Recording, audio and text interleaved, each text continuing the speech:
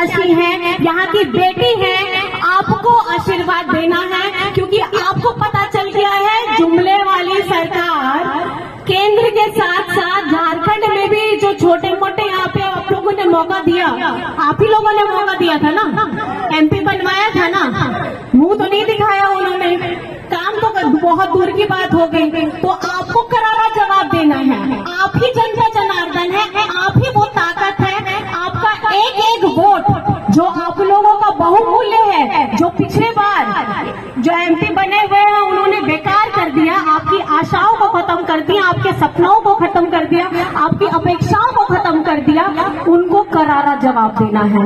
और उखाड़ फेंकने के लिए ही आप लोगों का ताकत चाहिए।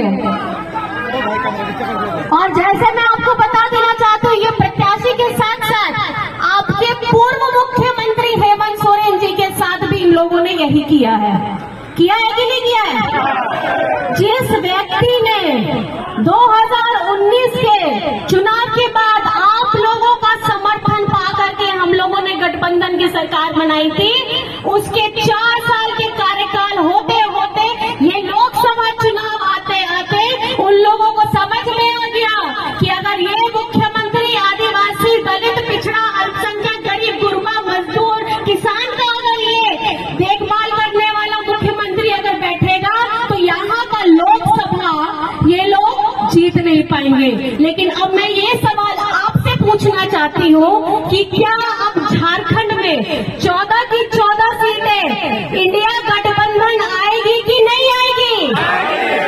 आएगी कि नहीं आएगी? आएगी कि नहीं आएगी? और इसके लिए आप लोग कमर कस लीजिए, कसे हैं कि नहीं कसे हैं? तारीख याद रखिएगा, छाप याद रखिएगा, ये वो जुमले बाजे वाली सरकार है जिन्होंने झारखंड में हेमंत जी ने जब अपना 1,36,000 करोड़ झारखंड का बकाया मांगा तो इन लोगों को देने के लिए शरीर में दर्द हो गया, इन लोगों को पैसे देने के लिए तकलीफ हो गया। झारखंड हमारा, खनिज हमारा, संपदा हमारी, और जब यहाँ से आप लेके जाते हैं तो उसकी राशि का हमको कुछ थोड़ा सा मूल्य भी वापस नहीं आता।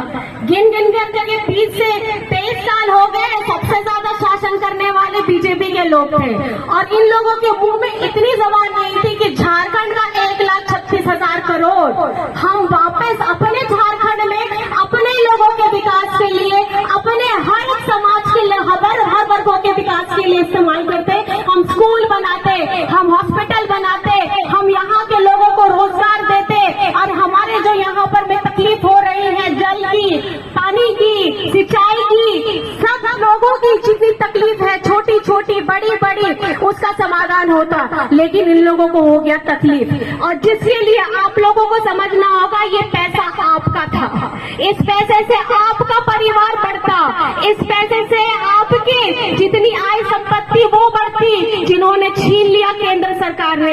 1,36,000 करोड़ मांगते मांगते हेमंत जी को इन लोगों ने जेल का रास्ता दिखा दिया और जेल के अंदर भी कर दिया। अगर वो पैसा आ चुका होता तो मुझे नहीं लगता कि आज हम जिस स्तर पे गुजर रहे हैं, ये लोग बोलता है कि झारखंड बड़ा गरीब राज्य है।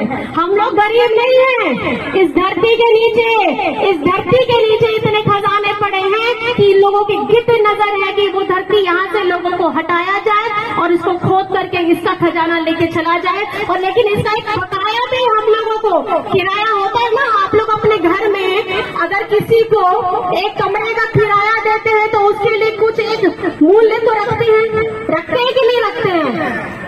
आज तक वो तो जब तक आप देंगे, जब तक रहेगा आप उसको किराया देंगे।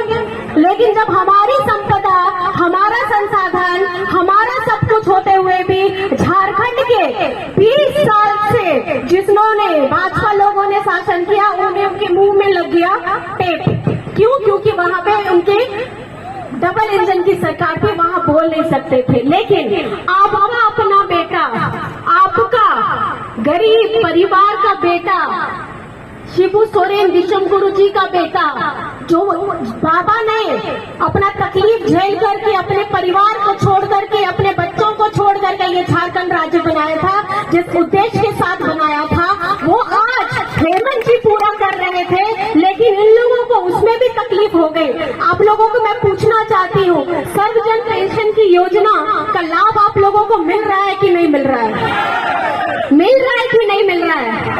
आप मुझे ये बताइए कि जब केंद्र की सरकार, मैं आपको फर्क बताना चाहूंगी, जब केंद्र की सरकार हमारे झारखंड का ये 1,36,000 करोड़ एक बात है, हमारे